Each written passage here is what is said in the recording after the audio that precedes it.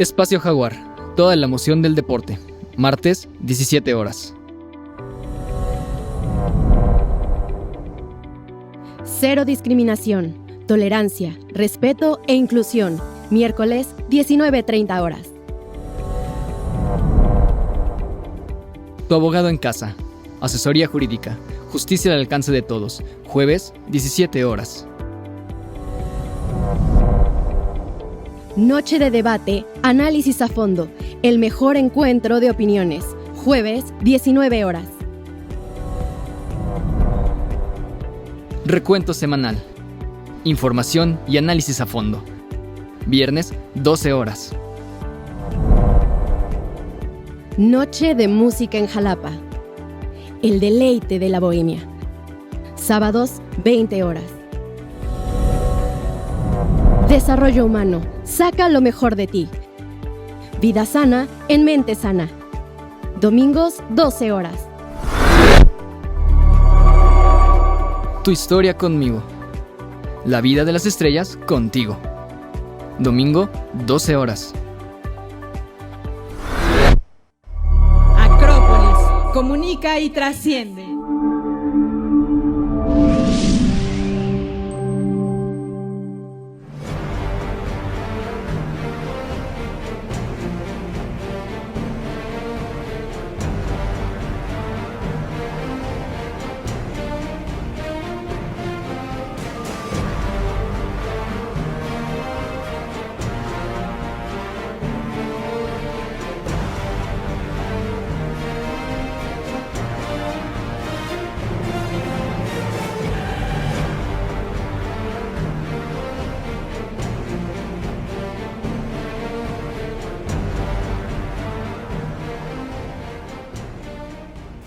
Buenas tardes, qué gusto que esté con nosotros en una nueva emisión de Recuento Semanal. En esta emisión abordaremos varios temas que han acaparado nuestra atención, como las manifestaciones en Ecuador y la crisis de gobernabilidad que vive la nación sudamericana, la posible extradición de Julian Assange a Estados Unidos, el hacker más buscado de todos los tiempos, y un caso que ejemplifica los avatares del periodismo de investigación. La tragedia de los migrantes abandonados en un tráiler en Texas, donde fallecieron asfixiados. La irracionalidad violencia que vivimos y que cobró la vida de 2 jesuitas sacerdotes. La apertura de los archivos de la Guerra Sucia en México y la inauguración de la refinería Dos Bocas, una de las obras insignias del gobierno de López Obrador. Y como cada semana, tendremos lo mejor del deporte, la cultura, la ciencia y tecnología y el cine. Gracias por estar con nosotros. Los saluda Mariela Pedraza Nambo. Sean bienvenidos a esta emisión de Recuento Semanal, donde estaré con ustedes en ausencia de su titular, Emilio Cárdenas Escobosa. Comenzamos.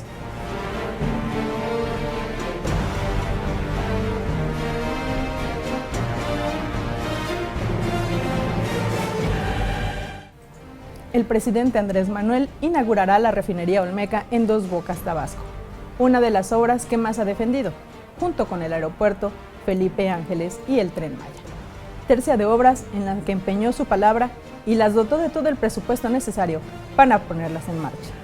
De ellas, solo se encuentra en operación el AIFA, y ahora le sigue la refinería que busca alcanzar la autosuficiencia energética para México. Esta obra será inaugurada como prometió, aunque sin operar aún, pues se estima que el complejo funcionará al 80% de su capacidad hasta finales del año 2025, de acuerdo a especialistas en el sector. Pese a que hace 3 años el mandatario y su secretaria de Energía, Rocío Nale, aseguraron que la refinería estaría lista para el 2022 y que costaría $8,000 millones, ahora admiten que será inaugurada solo una primera etapa y que esperan que para el 2023 esté en producción, además de que su costo terminó elevándose. Nuestra compañera Ariadna Amor nos presenta la siguiente información sobre la famosa y polémica refinería de Dos Bocas. La segunda obra insignia del presidente Andrés Manuel López Obrador, la refinería Olmeca, también conocida como Dos Bocas, debido a su localización geográfica, proyecto a cargo de la Secretaría de Energía que ha causado gran polémica por sus costos y construcción, pues aún se encuentra inconclusa a escasos días de su operación.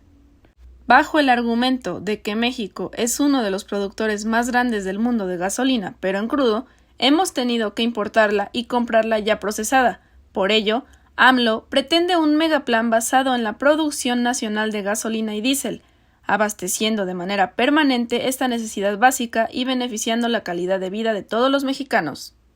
Pero, ¿por qué la obra decidió ejecutarse en la refinería de Dos Bocas en Tabasco? De acuerdo a AMLO, este lugar representaba el punto de extracción de petróleo más grande del territorio mexicano, donde se combinaban los aceites minerales crudos y pesados. A su vez, en la indagación del terreno, se dieron cuenta de que le pertenecía a Pemex cuando crearon el puerto para la exportación de petróleo. Al inicio de su mandato, el presidente presentó su propuesta. Tendría un costo de 8,000 millones de dólares y su conclusión tardaría 3 años. Pero el problema fue que no se cumplió, pues el costo del proyecto ya ascendió a los 14,000 millones de dólares y su construcción se atrasó. Sumado a ello, AMLO informó que durante los primeros 6 meses de operación a partir de su inauguración, se estará en una etapa de prueba para, por fin, comenzar a refinar y no tener que depender de las importaciones, lo que muchos han criticado, argumentando que realmente su operación formal comenzará en 2023.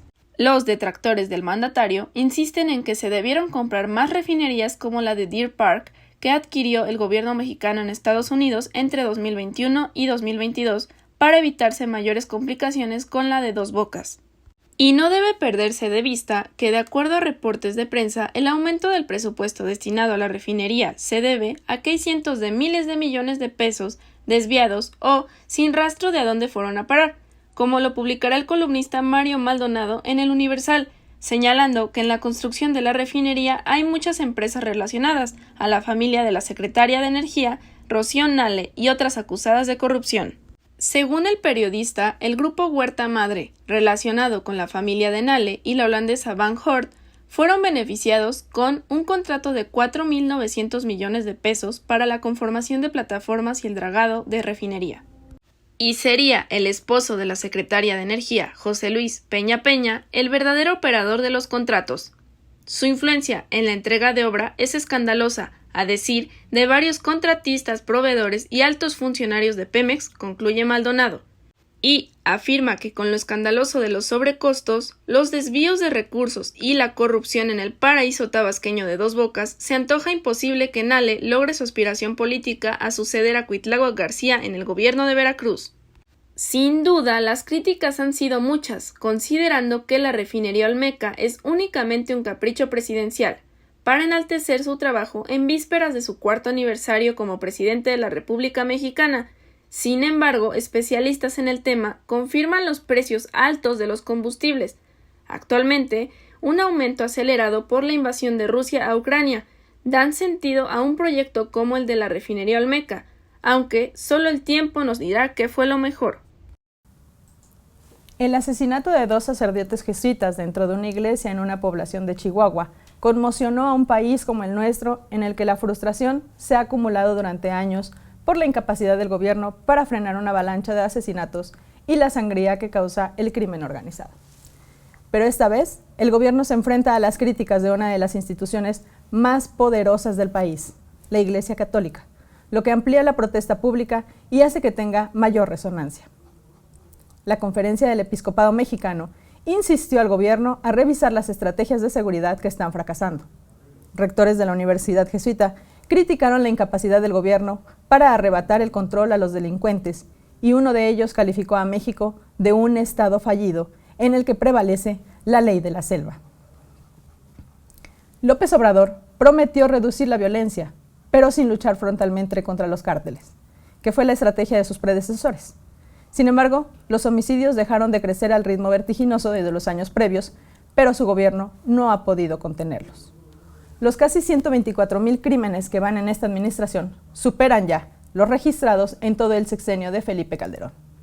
Pero con todo y ello, y pese a la luz de críticas, AMLO afirma que no variará su política de seguridad. Para no perderse de vista que el máximo representante de los jesuitas en México, Luis Gerardo Moro, destacó que el crimen supone un punto de quiebre y no de retorno en el camino y misión de la compañía en México, y que seguirán denunciando el olvido y la violencia que persisten y no callarán ante las injusticias. ¿Cuántos asesinatos en México? lamentó el Papa Francisco al condenar en un tuit el crimen de los compañeros de orden. La violencia no resuelve los problemas, sino que solo aumenta los sufrimientos innecesarios, dijo.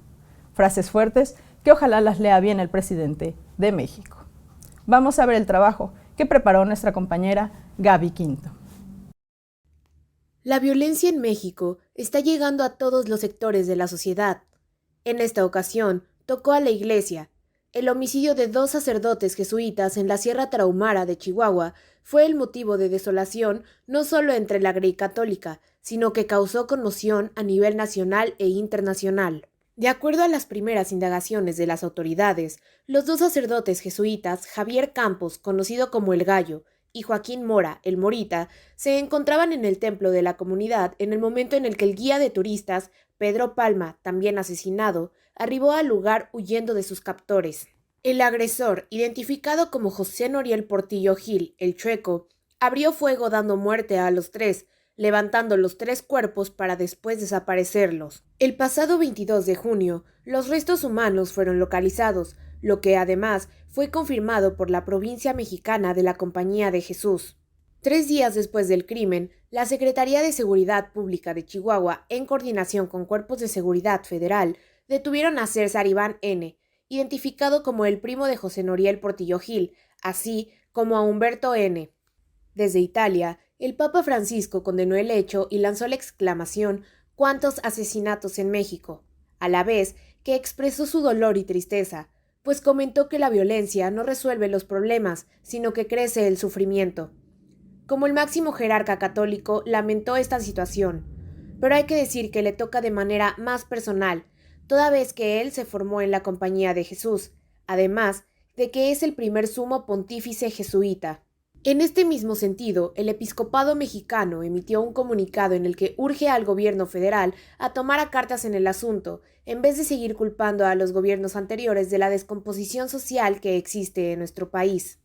Asimismo, los prelados exigieron que se ponga un alto a la violencia, pues esta ya se ha extendido por todo el territorio nacional, ha trastocado la vida cotidiana de las familias mexicanas y ha afectado las actividades productivas. Los obispos mexicanos urgieron a un diálogo nacional para emprender acciones inteligentes e integrales con el fin de alcanzar la paz mediante una participación conjunta, destacando que esto es tarea de todos los ciudadanos.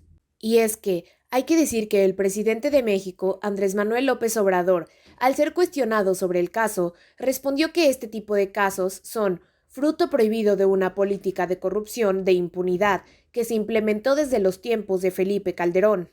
Y aun y cuando la violencia está desbordada, el mandatario federal se sigue negando a cambiar la estrategia para intentar resolver este flagelo que aqueja a nuestro país. 51 migrantes murieron tras quedar abandonados en un tractocamión en un remoto camino vecinal de San Antonio, Texas, en la tragedia más reciente que les cuesta la vida a migrantes ingresados de contrabando desde México hacia Estados Unidos. Más de una decena de personas, entre ellas 4 niños, permanecían hospitalizadas. El presidente de México, Andrés Manuel López Obrador, informó este martes que al menos 22 mexicanos están entre los migrantes muertos, 7 de Guatemala, 2 de Honduras y 19 todavía sin información sobre su nacionalidad. Un portavoz del Departamento de Seguridad Nacional de Estados Unidos dio a conocer que hay 3 detenidos, que se cree forman parte de la conspiración de contrabando de migrantes. El gobierno mexicano también abrió una investigación, dijo el canciller Marcelo Ebrard. La tragedia ocurre en medio de récords de cruces en la frontera, especialmente en este punto en Texas, en la zona más cercana al sitio donde fue hallado el tráiler, donde se registraron 44,000 cruces tan solo el mes pasado. Se trata de la peor tragedia de este tipo en décadas y resalta la desesperación de muchos inmigrantes dispuestos a poner sus vidas en manos de traficantes para hacer el peligroso cruce. La tragedia también ha servido, sin embargo, para que demócratas y republicanos en Estados Unidos airearan de nuevo sus diferencias en torno a la crisis migratoria que vive el país, acusándose mutuamente de ser los responsables de todo lo sucedido. Todo ello, desde luego, en medio del clima electoral que marca ya toda discusión pública, por lo que no pasó mucho tiempo después del terrible descubrimiento en Texas para que empezaran las recriminaciones al lado y lado del espectro político. Los republicanos, de plano, culpan al presidente Joe Biden de las muertes. lo que aseguran sería resultado de sus mortales políticas de fronteras abiertas.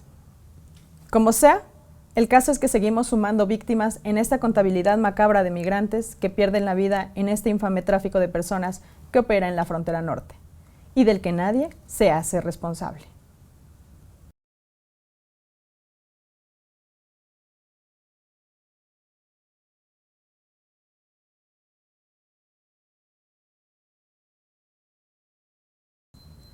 El Gobierno de México abrió este miércoles a supervivientes y familiares los archivos militares sobre las desapariciones forzadas de personas por motivos políticos durante los años 70, época conocida en México como Guerra Sucia y que ha sido catalogada por especialistas como terrorismo de Estado, tiempo en el que existió en el país una violencia ejercida por el Estado mexicano contra disidentes y opositores políticos en distintas entidades. Estamos en un acto muy fuerte y al mismo tiempo muy lleno de significados y de dolor, señaló el presidente Andrés Manuel López Obrador durante el acto realizado en Ciudad de México. El mandatario afirmó que este era un acto de esperanza y es un acto para buscar entre todos cerrar una etapa, una historia negra de sufrimiento, de represión y dar inicio a una etapa nueva. Ahora integrantes de la Comisión de la Verdad y el Esclarecimiento Histórico, así como sobrevivientes y familiares de víctimas de la Guerra Sucia, podrían acceder a los archivos militares para buscar justicia y, sobre todo, la no repetición a violaciones graves a los derechos humanos. Lo invito a ver el siguiente trabajo de nuestros compañeros Héctor y Diana.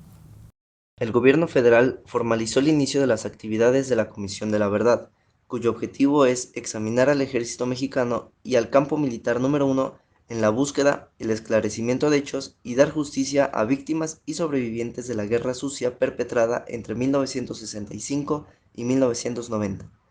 Esto en el marco de la crisis por desaparición forzada que vive nuestro país, de México, y uno de los menos conocidos, porque el Partido Revolucionario Institucional ocultó toda la información.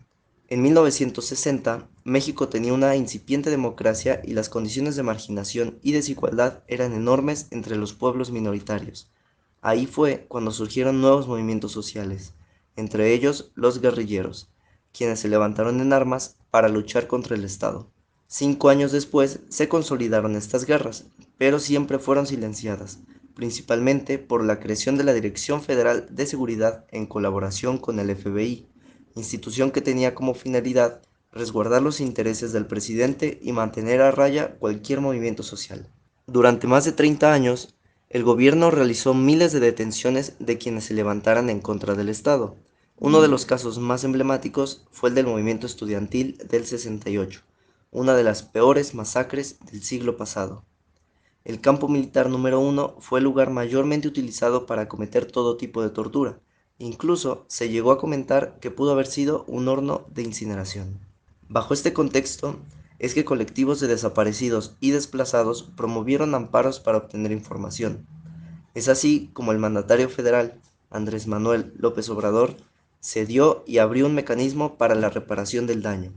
Las violaciones graves que se cometieron fueron contempladas en un plan de trabajo que abarca, entre otros puntos, la reapertura de diferentes zonas militares en todo el país, presentación de los archivos resguardados por diferentes fuerzas armadas y la recopilación de datos testimoniales del personal de la Sedena para el esclarecimiento histórico. Asimismo, el gobierno federal estará colaborando con la Fiscalía General de la República, activando las 245 carpetas de investigación que se encontraban olvidadas. Habrá que esperar a ver de qué manera avanza esta importante iniciativa.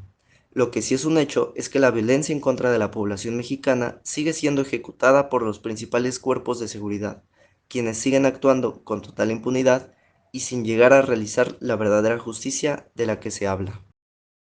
Durante más de una semana, Ecuador se ha visto sacudida por protestas, a veces violentas, por el aumento de los precios del combustible, los alimentos y los artículos de primera necesidad, impulsados por una inflación global que está causando niveles similares de frustración en toda América Latina. Quito, la capital del país, está en buena medida paralizada por los manifestantes. Y el gobierno dice que ha perdido el control de una pequeña ciudad en la Amazonía a manos de manifestantes, con armas, lanzas y explosivos. Las marchas y concentraciones lideradas por grupos indígenas suponen un importante desafío para el gobierno derechista del presidente Guillermo Lasso, quien ha ordenado a los cuerpos de seguridad neutralizar las manifestaciones con uso excesivo de la fuerza, lo que ha dado lugar a detenciones arbitrarias. Un complejo panorama en esta nación sudamericana, del que nos platicará nuestra compañera Valeria Escobar.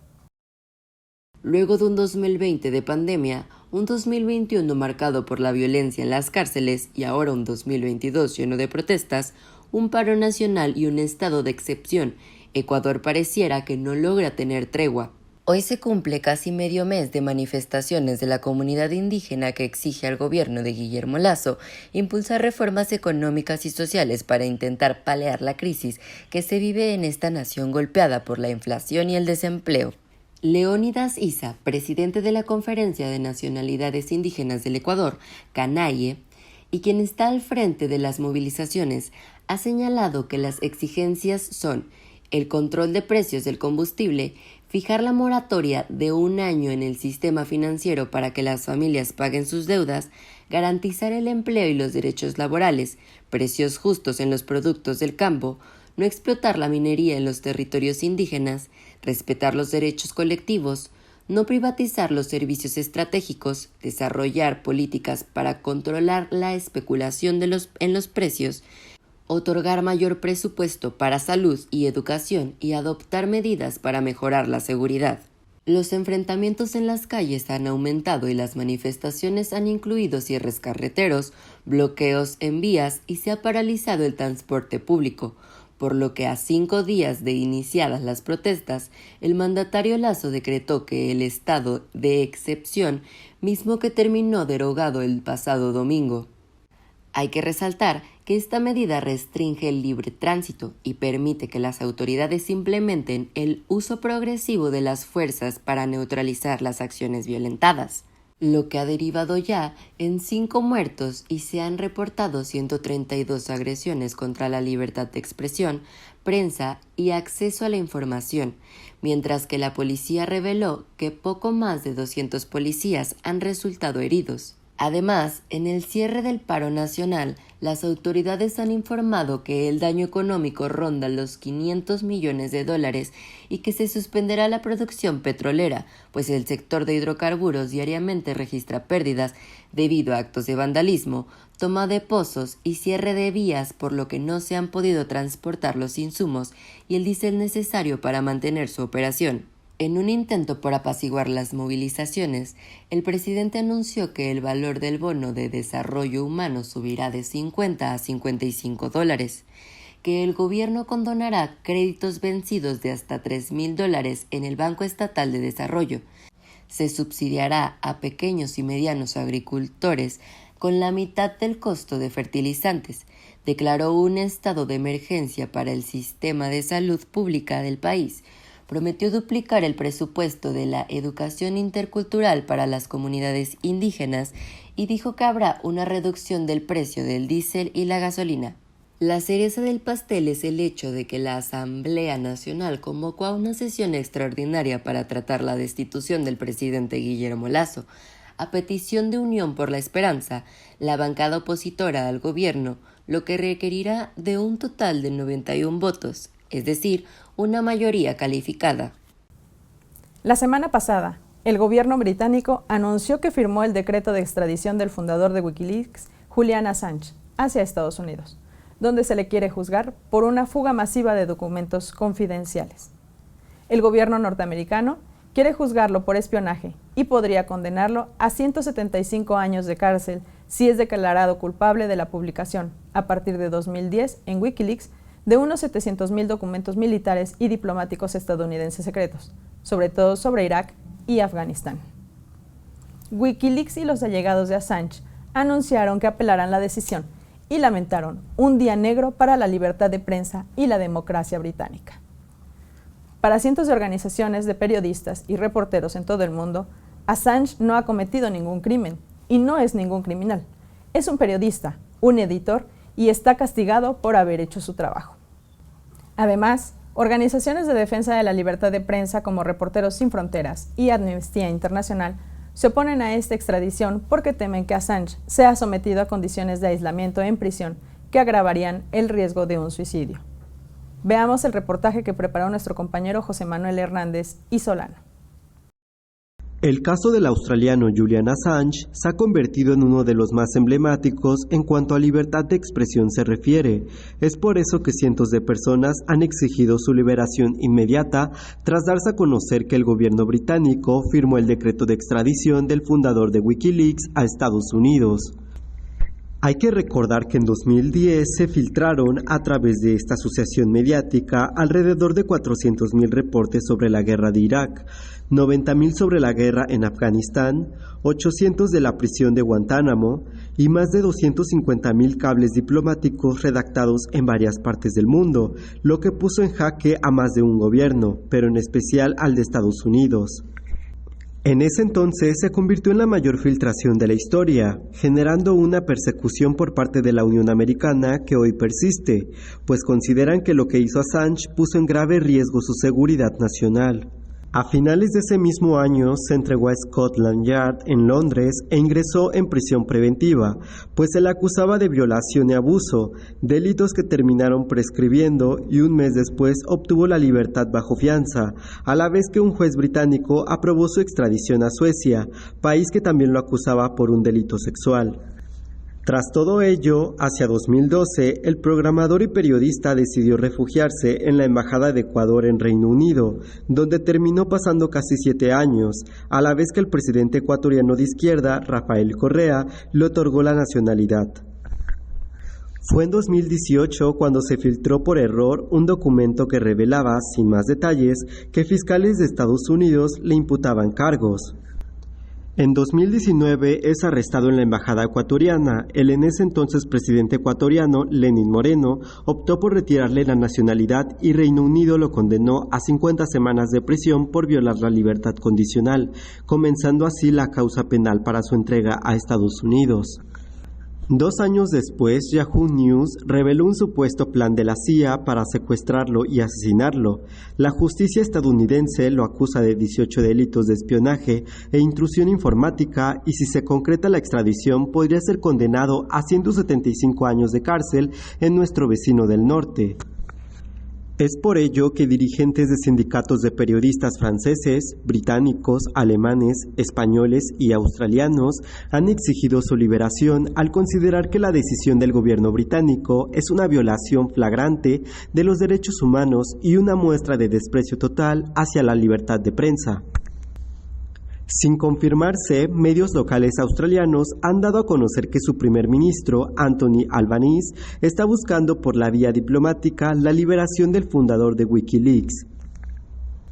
Y a ello se ha sumado ahora el presidente de México, Andrés Manuel López Obrador, quien anunció que durante su visita a Washington en unos días solicitará a su homólogo estadounidense Joe Biden la liberación de Julian Assange, asimismo que está dispuesto a darle asilo político. La extradición de Assange marcaría un precedente alarmante para la prensa en todo el mundo, específicamente para el periodismo de investigación, equivalente a no revelar información de interés público que venga de fuentes oficiales protegidas. La extradición a Estados Unidos del fundador de Wikileaks, Julian Assange, marca un precedente alarmante para el periodismo y la investigación en todo el mundo. El periodista australiano, que lleva más de 10 años bajo custodia en Reino Unido, es acusado en Estados Unidos de 18 delitos de espionaje e intrusión informática por haber expuesto públicamente los abusos del país norteamericano en Guantánamo, en Cuba, Irak, Afganistán y haber divulgado cientos de documentos confidenciales. La decisión de habilitar la extradición de Julian Assange no solo pone en peligro su vida, sino que además marca un precedente alarmante para todos los y las periodistas del mundo que investigan y buscan la verdad. Así, sin más. Es o pretende ser un correctivo para todos los que buscan ventilar y hacer públicos los secretos de los gobiernos, como el de Estados Unidos. Quieren ocultar férreamente. Vamos a un breve corte y regresamos.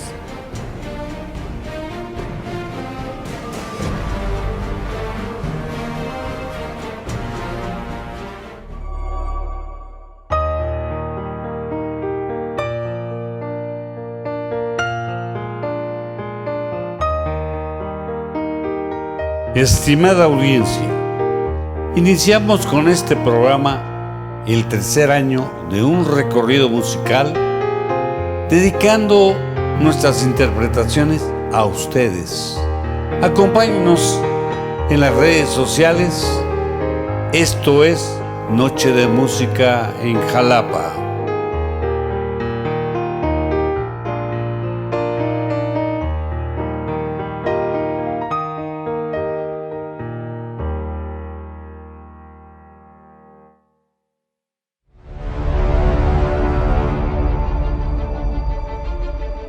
Acrópolis Multimedios de nuestra Universidad de Jalapa y el señor rector Carlos García Méndez, un servidor, conductor y director del programa Abogado en tu Casa, asesoría jurídica gratuita. Los invitamos para que nos acompañen todos los jueves de 17 a 18 horas, en las que tratamos temas eminentemente jurídicos para disipar todas las dudas que ustedes tengan de carácter legal.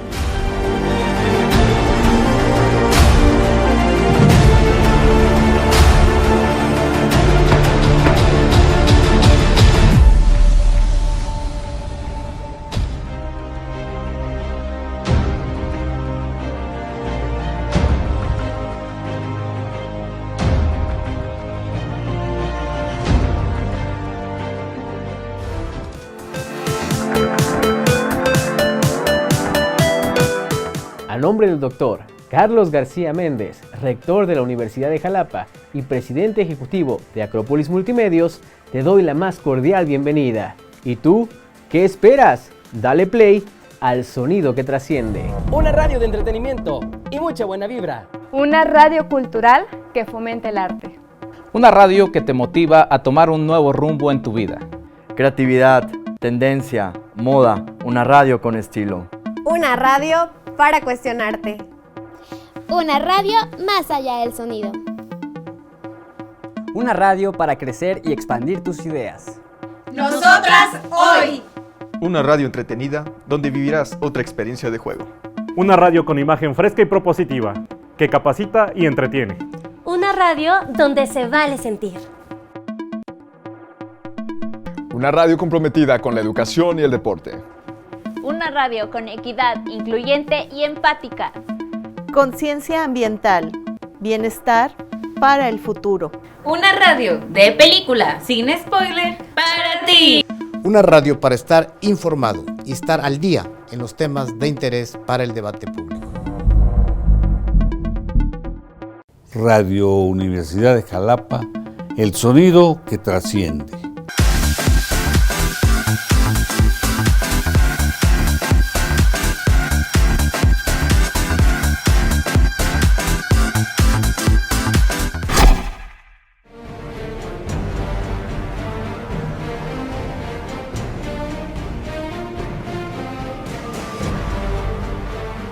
Gracias por seguir con nosotros. Ahora, en sección breves de la Universidad de Jalapa, le platicaremos que la UCS está entre los 10 semifinalistas de la competencia latinoamericana eTech Awards 2022 Gigantes EdTech. Le contaremos además de la conferencia que se realizó para la institución para conmemorar los 175 años de la promulgación y vigencia de la Ley de Amparo, así como del Congreso Internacional de Derecho Humanitario que tuvo lugar en la Casa de Estudios, entre otras actividades. Es un orgullo anunciar que la Universidad de Jalapa se unió al cuadro de los 10 semifinalistas de la competencia latinoamericana eTech Awards 2022 Gigantes EdTech, un evento académico tecnológico que recibió cientos de planes de trabajo sobre la readaptación de la educación virtual a consecuencia de la pandemia. Con el proyecto Modelo de Operación Académico Híbrido, la transformación, la Universidad de Jalapa dio a conocer opción mixta que combinó las clases presenciales y virtuales, utilizando un modelo flexible para la comunidad académica. 3 proyectos resultarán ganadores y se darán a conocer el próximo 9 de julio mediante una transmisión en vivo en la página de eTech Evolving Education. También, nuestra casa de estudios, en el marco del cumplimiento de los 175 años de promulgación y vigencia de la Ley de Amparo, realizó 3 conferencias magistrales, una de ellas impartidas por nuestro rector, el doctor Carlos García Méndez, y los investigadores en ciencias jurídicas, doctor José Lorenzo Álvarez Montero y el doctor Carlos Antonio Vázquez Azuara. En otro aspecto, la Universidad de Jalapa firmó un convenio colaborativo con el CEBETI 165 de Coatepec, uniendo lazos académicos para seguir ofreciendo e implementando nuevas oportunidades para jóvenes y personal administrativo que desee seguir formándose profesionalmente en nuestra casa de estudios. Para finalizar, nuestra casa de estudios impartió el conversatorio Derecho Internacional Humanitario y Derechos Humanos, congregando a expertos en la materia como al Dr. Eric Tardif Chalifur, asesor jurídico del Comité Internacional de la Cruz Roja, y Marta Guadalupe Guerrero Verano, profesora investigadora de la Universidad Autónoma del Estado de Hidalgo. En nuestra sección deportiva, nuestro compañero Óscar Alvarado nos tiene varias notas de gran interés sobre el próximo Mundial de Fútbol en Qatar, de la subasta de una camiseta del astro Cristiano Ronaldo y de otros asuntos relevantes del balompié internacional. Vayamos a verla. Estamos a poco más de 4 meses para que comience la Copa del Mundo en Qatar, y este país es muy conservador, ya que ha puesto las cartas sobre la mesa para que nadie se sorprenda. Hace unos días se dio a conocer que la infidelidad podría costar hasta 7 años de cárcel a quien la cometa. Asimismo, es importante que el turista que vaya sepa que las muestras públicas de amor o de afecto están mal vistas independientemente de la orientación sexual que usted tenga, por lo que usted tendrá que utilizar con un tiento por las calles de este estado árabe. Además, la homosexualidad no está permitida, aunque los integrantes de esta comunidad podrán viajar y asistir a los partidos. No obstante, se han ventilado para que algunos hoteles no lo estén admitiendo. Y ya que hablamos sobre este gran evento deportivo, hay que decir que en su segunda fase de ventas ya se han vendido 1.2 millones de entradas, quedando un poco más de 3 millones disponibles, 2 millones a la venta y 1 millón reservadas a la FIFA y a sus patrocinadores. En otro tema, pero también sobre fútbol, causó revuelo la subasta de una camiseta de Cristiano Ronaldo, logrando recaudar poco más de 2.000 euros, dinero que servirá para comprar medicamentos para los soldados que enfrentan la invasión rusa. El jugador portugués firmó este jersey en el partido Portugal-Ucrania del 22 de marzo de 2019 en Lisboa y pertenecía a un niño ucraniano de 14 años. Y concluimos con una bomba que se lanzó esta semana. Sin que esté confirmado, se reveló que el Paris Saint-Germain podría no considerar para la siguiente temporada a Neymar da Silva, presuntamente por sus constantes indisciplinas, las que ya habrían cansado tanto a los dueños como a los directivos del club. El ser el futbolista mejor pagado, con 50 millones de euros netos por temporada, complica su posible compra por parte de otro equipo. Estaremos muy atentos para ver qué pasa con ese controvertido futbolista. Nuestro compañero Christopher Olmos nos va a platicar en nuestra sección de Ciencia y Tecnología de interesantes descubrimientos científicos que permitieron ubicar el origen de la peste negra, una de las pandemias más devastadoras que azotaron a la humanidad a mediados del siglo XIV y que se extendió rápidamente por las regiones de la cuenca mediterránea y del resto de Europa en pocos años, donde habría perecido el 60 y el 65% de la población. Hace unos días se dio una revelación muy importante en el ámbito de la salud. Se resolvió nada más y nada menos que uno de los mayores misterios de la medicina. Un grupo multidisciplinario de científicos lograron encontrar el origen de la peste negra después de tantos años de investigaciones y pruebas. La peste negra, como se recordará, fue la pandemia más fatal registrada en la historia de la humanidad, que causó la muerte de hasta 200 millones de personas, desde Eurasia hasta el norte de África, y alcanzó su punto máximo en Europa desde 1347 hasta 1351. Durante siglos, los eruditos rastrearon, sin éxito, los registros históricos tratando de buscar el origen de la enfermedad. Por fin se supo que esta brutal enfermedad era causada por la bacteria denominada como Yersinia pestis, que llegó al Mediterráneo mediante barcos de comercio provenientes del Mar Negro. Su propagación se dio entre los años 1346 y 1353. Fue tal su alcance que acabó con el 60% de la población total de Europa. El estudio dirigido por Johannes Kross del Instituto Max Planck y Philipp Slavin de la Universidad de Stirling tuvo que recurrir a la exhumación de cuerpos humanos para determinar de qué zona de Asia venía la bacteria. Dichos restos fueron recolectados de 2 cementerios ubicados en la región del lago Issyk-Kul, actualmente en Kirguistán, zona que en aquella época era una importante ruta mercantil. Revisaron las lápidas de los fallecidos, descubriendo que su causa de muerte era una epidemia desconocida. Por ello, fueron escogidos para ser examinados completamente, incluyendo su ADN. Además, el equipo de científicos se apoyó en datos históricos y arqueológicos de aquella época, llegando a determinar la presencia de la bacteria Yersinia pestis. Es importante recalcar que esta bacteria se ha denominado como el origen de la epidemia, ya que se desconocen las cepas siguientes y sus variaciones con la original. Sin embargo, ha sido un gran descubrimiento saber el punto inicial de la letal peste negra.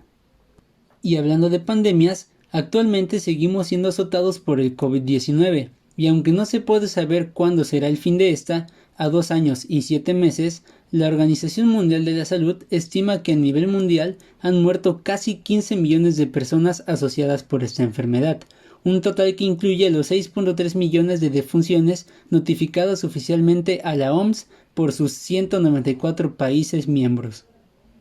Sí, una cantidad devastadora, pero muy por debajo de los 200 millones de decesos por la peste negra, los 56 millones por la viruela, los 50 millones por la gripe española o los 35 millones por el VIH-Sida. Ante la quinta ola que estamos viviendo en México, los invitamos a no bajar la guardia y a seguir aplicando todas las medidas de prevención. Hoy cumpliría años Germán Dehesa, periodista, escritor, ensayista y crítico, dramaturgo, actor y promotor cultural. Sus espectáculos teatrales, programas de televisión y artículos lo convirtieron en un influyente líder de opinión. Con su peculiar e imitado estilo, diseccionaba lo mismo a políticos que a empresarios y a todo aquel que lo propiciara. Todo un clásico de la inteligencia, a quien recordamos en Recuento Semanal. Con información de Marisa Carreño. Mi padre pidió que yo naciera en Veracruz, puesto que mi espíritu era veracruzano, pero mi madre, dócil y cristiana, me nació en Tacubaya, y me pasó a fregar porque realmente ser de Veracruz es algo 3 o 4 veces heroico. Salvo el Cine Ermita y un motel muy viejo que hay por ahí, Tacubaya no tiene mayores timbres de gloria ni de historia. Así reprochaba el periodista, escritor, crítico literario, locutor, comentarista e influyente líder de opinión, Germán Dehesa, no haber nacido en la tierra de la vainilla y el café. En Recuento Semanal lo recordamos, porque hoy cumpliría 78 años de existencia quien con su pluma excepcional y estilo juguetón guió la sociedad mexicana, mediante sus sarcásticas columnas y crónicas publicadas en un sinfín de periódicos nacionales. Él decía que su particular sentido del humor provenía de su padre, un veracruzano muy vividor, muy bien equipado para el gozo y el humor. Él y yo solos la pasábamos de lujo. La bronca era cuando teníamos que cargar con mi madre, una mujer de fuerte carácter que nos hacía rezar el rosario. En su columna más famosa, Gaceta del Ángel, mezclaba historias con anécdotas familiares, jugaba con las palabras, le cambiaba el nombre a las personas y criticaba a políticos de todos los colores. Pero también describió a México, pues aunque tuvo la posibilidad de viajar a muchos países, nunca le pasó por la cabeza residir en alguno de ellos. No puedo, la lejanía del nixtamal me mata. Incluso en su crónica sobre la patria, dice: me digo México, y se me aparecen rincones de Guanajuato, nubes de bugambilias, algún atardecer en Querétaro, mi tía la gorda llenando una maceta de carcajadas y alcatraces, un baile en Torreón en el que tuve mi primer fracaso amoroso, una tabla pletórica de alegrías y pepitorias como diademas de color, la honda noche de Palenque, los reguiletes del 16 de septiembre, los jornaleros de la laguna cantando al atardecer sus canciones cardenchas que vienen de muy lejos, un trompo que compré en el Estado de México y que nunca logré bailar, pero sí me ayudó a romper el cristal de la doméstica vitrina. El malecón de Veracruz, que es una canción de Lara y un lento caminar de mujeres sonrientes. Cierro los ojos y me veo a la mano de mi padre, recorriendo la construcción de la ciudad universitaria. Años después, la UNAM me daría todo lo que de respetable hay en mis conocimientos y en mi vida. La suave patria, tan sabia y dulcemente cortejada por López Velarde, es hoy para mí el rostro de mis hijos. Fue un voraz lector y un gran formador de lectores. Al respecto cuenta: cuando yo fui maestro de literatura en preparatoria, mi táctica era ofrecer por lo menos 100 libros y decirles: este es breve y trata de esto, este es largo y este, y no les voy a pedir que me hagan una monografía. Yo voy a venir todas las tardes y quiero que vengan, cualquiera de esas tardes, a contarme de algún libro de los que hayan leído, Si leen 5, están del otro lado. Si no leen esos 5, ni siquiera se presenten a examen. Y si leen 25, tampoco se presenten a examen, porque ya están aprobados. Quizá fue por ello que cuando Germán de Gesa dejó este plano terrenal en 2010, su familia no dudó en donar su biblioteca completa, compuesta por cerca de 7,000 volúmenes, a la Unidad de Servicios Bibliotecarios de Información, USB, Jalapa, dejando así algo de ese polifacético personaje al que le hubiera gustado nacer en Veracruz. 3 recomendaciones en cartelera: El teléfono negro, Todo en todas partes y Elvis, las que nos hace nuestro compañero José Manuel Hernández y Solano en su gustada sección Detrás de Escena. Vamos a verla. Este fin de semana llegaron a las salas de cine de todo el mundo 3 interesantes propuestas que ya han sido catalogadas por los seguidores como las mejores películas del año en sus respectivos géneros. Vayamos a ver cuáles son y a conocer por qué se comenta eso. En primera instancia tenemos la película de terror El teléfono negro, dirigida por el estadounidense Scott Derrickson, quien decidió crear algo muy personal luego de abandonar la dirección de la segunda entrega del Doctor Strange por diferencias creativas. Esta película de suspenso nos adentra a un pequeño pueblo de Colorado en los años 80, donde una generación de niños vivió violencia de todo tipo, en especial la de un psicópata secuestrador, quien utilizaba una máscara para ocultar su identidad al momento de acechar a sus presas. En la historia veremos al último chico secuestrado tratando de huir del sótano donde está atrapado, quien a través de un teléfono negro colgado de la pared recibirá llamadas de las anteriores víctimas que tratarán de ayudarlo a escapar. Al momento solo se han escuchado elogios entre los seguidores y la crítica profesional de una película de horror sobrenatural que hace tiempo no capturaba la atención de los asistentes.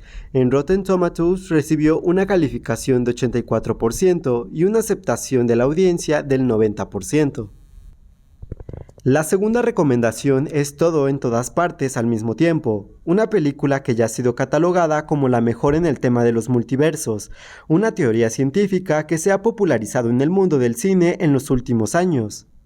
Se trata de una cinta de fantasía y ciencia ficción que se centra en la vida de una inmigrante china que tiene una vida común y un tanto mediocre, pero que de un momento a otro se convierte en una heroína con la capacidad necesaria para salvar su mundo del peligro de los universos alternos. Arriesgada y creativa al mismo tiempo, la historia ya ha sido aclamada y amada por muchos, generando gran satisfacción entre el público, pese a ser un tanto surrealista y absurda, una cinta que ha puesto en jaque el desafiante y prometedor concepto del multiverso. De manera sorprendente, la cinta logró acaparar la atención sigilosamente y su éxito traspasó las pantallas al grado de convertirse en la película más taquillera de su casa productora independiente A24, recaudando $88 millones a nivel mundial, superando a sus homólogas El legado del diablo o La bruja. En tercer y último lugar presentamos la película de Elvis, drama biográfico del máximo exponente del rock and roll, dirigido por Baz Luhrmann. Aunque ya se estrenó en Estados Unidos y en algunas otras partes del mundo, a México llegará a mediados de mes. Al momento, la cinta ya se convirtió en todo un éxito en taquilla. Resulta que empató los ingresos con Top Gun Maverick al recaudar $30.5 millones durante sus primeros días de estreno, ayudado por las buenas reseñas, críticas profesionales positivas y proyecciones internacionales que ha recibido. Su aceptación entre los seguidores amantes del género ha sido abismal y el impulso ya se vio encaminado para asemejarse a la película de Bohemian Rhapsody o Rocketman en las próximas premiaciones de cine. 3 imperdibles cintas que darán mucho de qué hablar en las próximas semanas. De esta manera llegamos al final de la emisión de Recuento Semanal. Gracias por su amable compañía y les recuerdo que esperamos sus opiniones y sugerencias que nos ayudan a hacer mejor este programa. Estamos en Facebook, Twitter, Instagram y YouTube. Y si le ha gustado lo que aquí le presentamos, puede compartirlo y volverlo a ver en cualquier momento. La información que vio en este espacio y lo último, lo más actual, podrá encontrarlo en nuestro sitio web www.acropolismultimedios.mx. No deje de seguir cada martes y jueves a las 2 de la tarde las noticias en Acrópolis, un informativo que hacemos para mantenerlo puntualmente informado y que puede sintonizar también a través de las redes sociales de Acrópolis Multimedios. Gracias de nuevo por acompañarnos. Soy Mariela Pedraza y a nombre de Emilio Cárdenas Escobosa, titular de este espacio, les deseo lo mejor y nos vemos el próximo viernes a las 12 del día.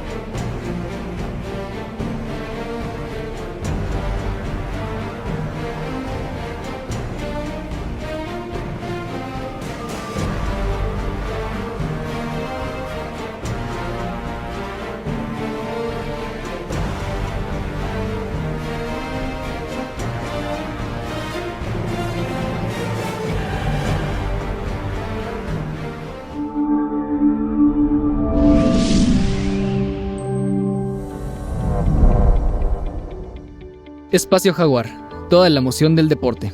Martes, 17 horas. Cero discriminación, tolerancia, respeto e inclusión. Miércoles, 19:30 horas. Tu abogado en casa. Asesoría jurídica. Justicia al alcance de todos. Jueves, 17 horas. Noche de debate, análisis a fondo. El mejor encuentro de opiniones. Jueves, 19 horas. Recuento semanal. Información y análisis a fondo. Viernes, 12 horas. Noche de música en Jalapa. El deleite de la bohemia. Sábados, 20 horas. Desarrollo humano. Saca lo mejor de ti. Vida sana en mente sana. Domingos, 12 horas. Tu historia conmigo. La vida de las estrellas contigo. Domingo, 12 horas. Acrópolis. Comunica y trasciende.